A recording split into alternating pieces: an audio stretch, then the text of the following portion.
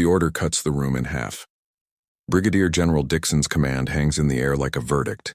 Execute Operation Iron Whisper. Insert the code into the U.S. Treasury. There is no debate. No second chances. In the command bunker lit by the cold glow of monitors, hands pause over keyboards. Alex breathes once, the weight of the act settling in her chest. Preet watches packet queues and authentication handshakes as if they were heartbeats. They have rehearsed the mechanics until sleep is a blur, but rehearsal is not the same as consequences. The file begins to move, careful, surgical. The progress bar crawls like a lit fuse. Silent Spectre slips into the network, folded inside trusted keys and legitimate-looking traffic. It behaves at first like any other ledger's entry, an unnoticed guest in the Treasury's own rooms. That is the point. To be accepted, to be recorded, to become law before anyone realizes it isn't real. Preet's eyes track the feeds. He times his breath to the packets, ready to kill the line if the system blinks. Alex keeps her hands steady. Her fingers are the last conscience between code and calamity. Hollow triggers nest in reconciliation routines and interbank queues, tiny logic bombs that will unravel trust from the inside, not with noise, but with impossible accounting. Then slowly signs appear, small at first and impossible to ignore.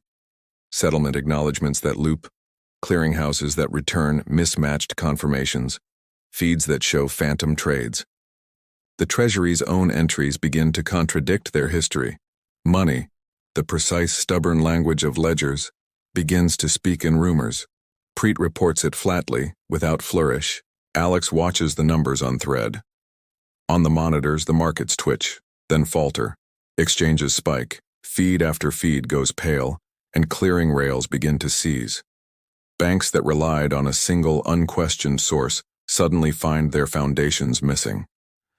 Dixon's voice is calm only in the way of people who understand cost. Pull the drives. Wipe the room. Leave nothing. The team moves with the efficiency of people who have already accepted what they have done. Drives go cold. Erase routines run. Physical traces become static.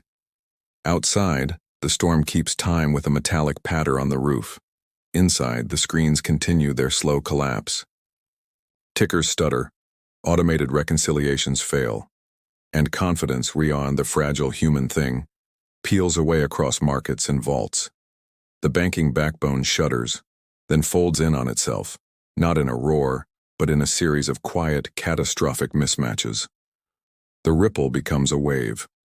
Alex and Preet look at one another, and in that look there is exhaustion, a small, private grief.